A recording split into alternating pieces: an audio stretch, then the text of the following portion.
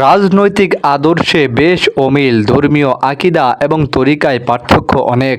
তারপরও ভোটের রাজনীতিতে চুক্তিবদ্ধ হচ্ছে বৃহৎ দুই ইসলামিক দল, জামাতে ইসলামী ও ইসলামী আন্দোলন বাংলাদেশ। তাদের সঙ্গে যুক্ত হচ্ছে ইসলামী সমমনা আরও অন্তত 8টি দল। তাদের লক্ষ্য আসন্ন নির্বাচনে ইসলামপন্থীদের ভোট এক বাক্সে আনা, যার মাধ্যমে বিএনপির বিপরীতে শক্তিশালী রাজনৈতিক বলয় তৈরি করা। ইতিমধ্যে জামাতের আমির ও ইসলামী আন্দোলনের আমিরের মধ্যে একান্ত বৈঠক হয়েছে এ নিয়ে। আর গত 28শে জুন প্রকাশ্য জনসমাবেশে বিষয়টি প্রকাশ করা হয়।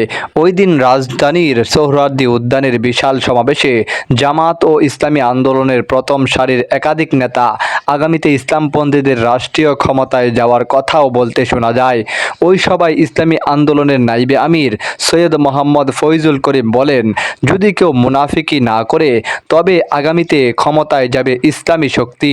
তিনি বলেন, এই সমাবেশ সাক্ষী কেউ মুনাফিকি করলে জাতি তাদের চিহ্নিত করবে। এই সমাবেশে বিএনপি ছাড়া ইসলামী সমমনা 10 দলের নেতারা উপস্থিত ছিলেন। এ বিষয়ে জামায়াতে ইসলামের নাইবে আমির ডক্টর সৈয়দ আবদুল্লাহ মোহাম্মদ তাহের বলেন, একটি নির্বাচনী সমঝোতার বিষয়ে আমাদের মধ্যে আলোচনা চলমান। এক্ষেত্রে কেবল ইসলামী আন্দোলন নয়, জাতীয়বাদী দেশপ্রেমিক যে কোনো দলকে আমরা সঙ্গে নিতে চাই। সেভাবে আমরা অগ্রসর হচ্ছি।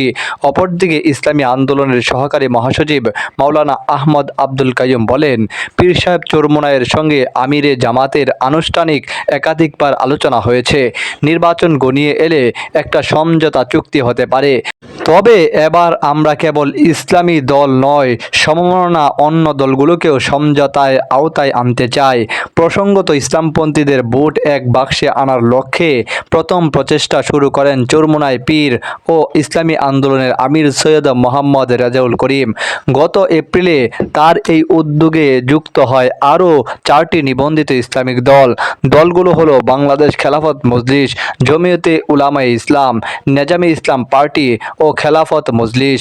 এই 5টি দল 23শে এপ্রিল এক যৌথ সংবাদ সম্মেলন করে নিজেদের মধ্যে প্রাথমিক সমঝোতার কথা জানায়। তবে তার আগে বরিশালে চরমোনাই পীরের সঙ্গে এক অনানুষ্ঠানিক বৈঠকে জামাতে ইসলামীর আমিরও ইসলামপন্থীদের ভোট এক বাক্সে আনার উদ্যোগে একমত হয়েছিলেন। এরপর জামাতের সঙ্গেও ইসলামী আন্দোলনের একাধিকবার অনানুষ্ঠানিক বৈঠক বা আলোচনা হয়েছে। গত 20শে জানুয়ারি বরিশালে ইসলামী আন্দোলনের আমির মুফতি সৈয়দ রেজাউল করিমের সঙ্গে দেখা করে ইসলামপন্থীদের এক কাতারে আনার কথা বলেন জামাতে ইসলামীর আমির ডক্টর শফিকুর রহমান। এর পরের সপ্তাহেই ইসলামী আন্দোলনের কার্যালয়ে গিয়ে 10 দফায় সই করেন বিএনপি মহাসচিব মির্জা ফখরুল ইসলাম আলমগীর। তবে পরবর্তীতে বিএনপির সঙ্গে ইসলামী আন্দোলনের সম্পর্কের ধারাবাহিকতা দেখা যায়নি, বরঞ্চ চরমোনাই পীরের দল কয়েক মাস ধরেই নানা অভিযোগ তুলে বিএনপির কড়া সমালোচনা করছে।